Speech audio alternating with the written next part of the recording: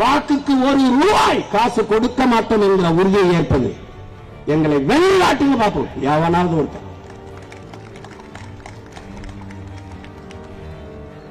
இந்திய அரசியல் வரலாற்றில் தனித்து நின்று ஒரு கட்சி இவ்வளவு வாக்கை பெற்றிருக்கிறது என்றால் திமுக இவ்வளவு வாக்கு, ஐயா என்ஆர் காங்கிரஸ் வாக்கு இவ்வளவு, பாரதிய ஜனதா வாக்கு இவ்வளவு, அதிமுக வாக்கு இவ்வளவு, திமுக காங்கிரஸ் வாக்கு இவ்வளவு சொல்ல முடியாது.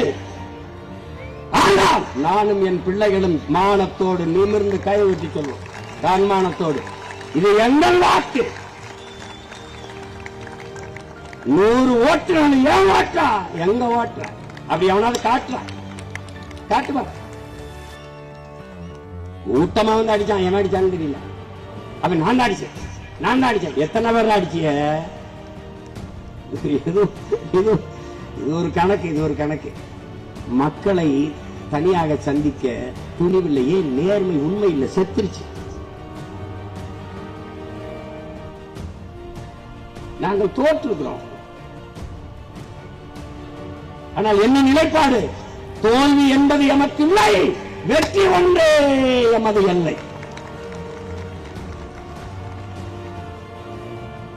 தோல்வியும் வெற்றியும் சமமாக கருதுகிறவன் எவனோ அவன் தான் சரித்திரத்தில் சிறந்த வீரன்.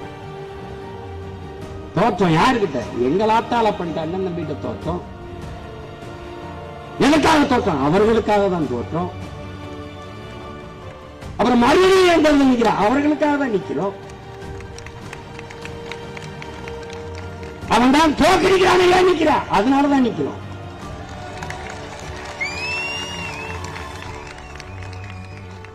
அவர்கள் எங்கள் அருமையை அறிந்து எங்களை அரவணைத்து ஆதரிக்கிற வரை அருகிலே நிற்போம், தொடர்ந்து நிற்போம்.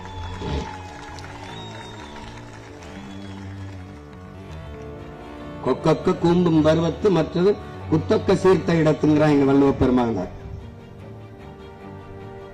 பசிச்சு நிற்கிறா, கொக்கு பசிச்சு நிற்குதுரா. இந்த மீன் வரும்போது எடுத்து கொத்திருண்டான்னு முடிவு பண்ணிடுச்சு. அது கொஞ்சம் தூரத்துல இருந்து வந்துகிட்டு இருக்கு, பசிக்குது. ஆனா அந்த மீன் வரணும் அதே பார்த்துக்கு கீழே நிறைய மீன்கள் ஓடுது. அந்த மீன் வரும்போது அதை கொத்தி சாப்பிடலாம். ஆனால் தற்காலிக பசிக்கு இந்த சின்ன மீன் டப்புன்னு ஒரு கொத்தி சாப்பிடுவோம்னு அது சாப்பிடாதுன்றான். ஏன்னா இலக்கை குறிச்சிருக்கிறார். நாட்டை அடைய வேண்டும், நல்ல ஆட்சியை கொடுக்க வேண்டும். அப்புறம் இடையில 2-3 சீட்டு 4 சீட்டு நோட்டு அதெல்லாம் அங்கிட்டு போய் நீட்டு. அரை விழுக்காடு புள்ளி 1 புள்ளி கா ஓட்டு வச்சிருக்கவனுக்கே பேரம் பேசப்படுதுன்னா 8 விழுக்காடு 36 லட்சம் வாக்கு. புதுச்சேரியிலே 3வது பெரிய கட்சி நாம் தமிழர் கட்சி தான். எனக்கு பின்னாடி தான் பல கட்சிகள் இருக்கீங்க. 3வது நிற்கிறவன் 1வது வர முடியாதா? முடியும். 3வது அவர் வந்து நீ நினைக்கல, வந்துட்டேன். இப்ப 1வது வர மாட்டேன் எப்படி நினைக்கிற? வருவேன். ஒரு தலைவனுக்கு தகுதியே தன் மண்ணை மக்களை பேரன்பு கொண்டு நேசிக்கணும், நம்பணும். நாங்கள் நம்புறோம், நேசிக்கிறோம், அதனால நாங்க நிக்கிறோம். அப்படி பார்த்தா தனிச்சு நிக்கிறோம்னு நினைக்கிறேன். நான் தான் பெரிய கூட்டணி வச்சு நிக்கிறேன். என் மக்களை நம்பி மக்களோடு நிக்கிறவன் தான் வலுவான கூட்டணி வச்சு